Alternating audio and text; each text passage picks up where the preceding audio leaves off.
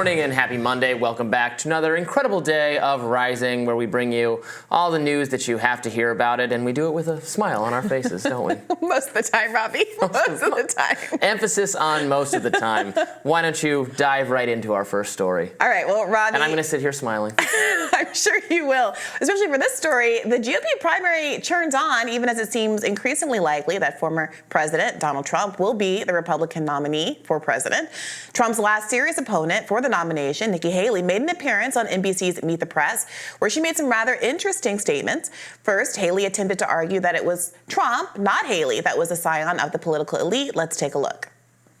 Look, I mean, he can't bully his way through the nomination. I think that, it's not surprising that he is surrounded by the political elite. But let's keep in mind, the political elite has gotten nothing done for us in stopping the wasteful spending, has gotten nothing done to secure the border, has gotten nothing done to keep us more safe as we see wars around the world. And so, look, that's exactly what we don't want. I mean, the reason the political elite are upset and the members of Congress are upset is because I've pushed for term limits. Later on in the segment, Haley discussed the recent ruling in the E. Jean Carroll versus Trump case, where Haley said she supported the verdict but wanted to have Trump stay on the ballot to be defeated electorally. The jury has now ruled. They have found him liable of sexual abuse. Do you not trust the jury and their findings, Ambassador? I absolutely trust the jury, and I think that they made their decision based on the evidence. I just don't think that should take him off the ballot. I think the American people will take him off the ballot. I think that's the best way to go forward, is not let him play the victim, let him play the loser. That's what we want him to do at the end of the day. Meanwhile, things continue to go poorly for President Joe Biden. His approval numbers across almost every single demographic are just bad. A new Pew Research poll has his disapprovals sitting at a massive 65%, with striking dips in support amongst young, Black, and Hispanic voters. Among those 18 to 29, Biden is at 71% disapproval, while Hispanics disapprove of him at 65%. Black voters are almost evenly split, 49% disapprove, 48% approve. Worse still for Biden, lingering concerns about his age, concerns that were absolutely not mollified by a recent appearance at a brewery in Wisconsin. Take a look. The beer brewed here, it is used to make the brew beer in this refinery. Oh, Earth Rider, thanks for the Great Lakes. I wonder what it's called. I don't know if that was his age or a few too many beers at the brewery. The unease over his age, however, is reflected in the polling data. More polling data shows that 70% of voters agree Biden should not run for president again in 2024, while 74% agree with the statement that at 81 years old, Joe Biden too old to work in government. Ooh, okay, there's a lot there. Perhaps we'll just take the Biden stuff right off the bat, since it was right there. I have seen a number of claims about Biden's speech during various events being evidence of his unfitness to serve. I don't know that I've seen one that's frankly quite as bad as this one.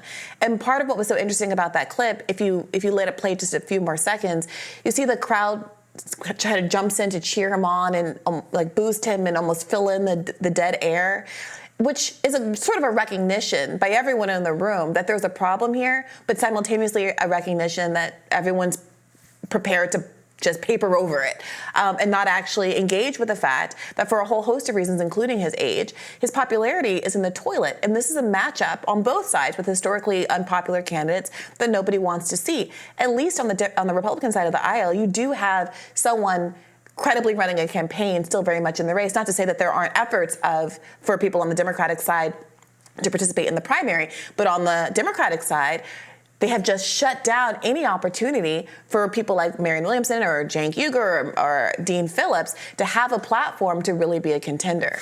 At some point, it's the weakness of the two candidates that neither of them, the main candidates, Biden and Trump, neither of them want to debate or participate in the process at all. Right. And at least, the Republicans did hold debates for the other candidates. Yes. They're interviewed constantly on the media, so they're trying, despite Trump's absolute non-participation in that effort. On the Democratic side, there's very little attention, as you point out frequently and correctly, very little attention given to Marianne Williamson, Cenk Uygur, Dean Phillips, et cetera.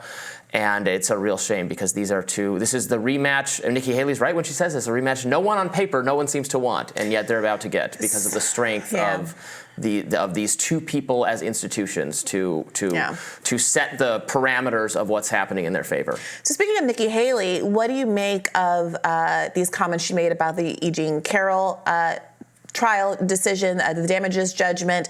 What is it, $83 million that Donald Trump is being tasked to pay to her in this defamation case? Nikki Haley seems to be saying, hey, I trust the jury. I'm not here to second guess what they're saying, what the verdict was, but I'm not going to be someone who says that this is disqualifying for Donald Trump, that he shouldn't be on the ballot. Let's leave it for the voters to decide. Is that a reasonable way to kind of split the baby here? Yeah, I think that's pretty reasonable. The MSNBC anchor asking that question almost seemed like she expected to get pushback from Nikki Haley on the merits of the jury decision itself, which she didn't get at all. Nikki Haley said, that's fine, and if they've decided he's guilty, then he's got to pay.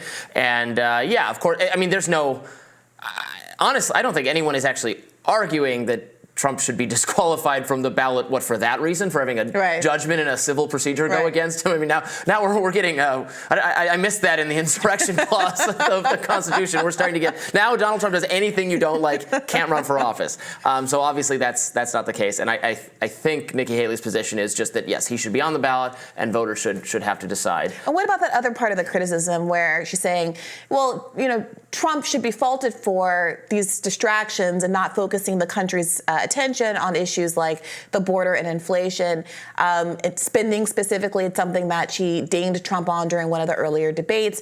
I think accurately, given the trillions with which he ran up the deficit.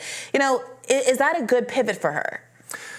Yes. Trump not following through on many of his promises is an accurate criticism. Now, do enough people in the Republican coalition actually care? I mean, they just love Trump at the end of the day. I think she's making the case she has to effectively make while holding out for the possibility that for various legal reasons, even if she says she's against it and sincerely is against it, could ensnare Trump and prevent him from being the nominee. She could be waiting in the wings. I mean, on spending specifically, I frankly don't trust her to spend less if she was president. No one who ever inveighs against spending has actually come to Washington, gotten into office, and then constrained spending in any meaningful way. So it's just kind of empty words, no matter who is saying it, in my view. Well, I don't want to be that person, and I'm certainly not in the mood to give undue plaudits to someone like Bill Clinton. But historically, the only presidents to have balanced the budget have been Democratic presidents, despite Republicans owning the idea that they're the ones that are the more fiscally responsible one. So this is not a lip service to any party in particular, but I do think it's worth asking these questions about how much. You're right that Bill Clinton was the last person to make any effort to balance the budget. And what good George does Bush that do you? Blew that up with wars of choice in the Middle East that harmed our national security. Yeah, totally agree on that. Right. Well, maybe we should get out while the getting's good on this segment. Stick around. We have a lot more rising for you coming up right after this.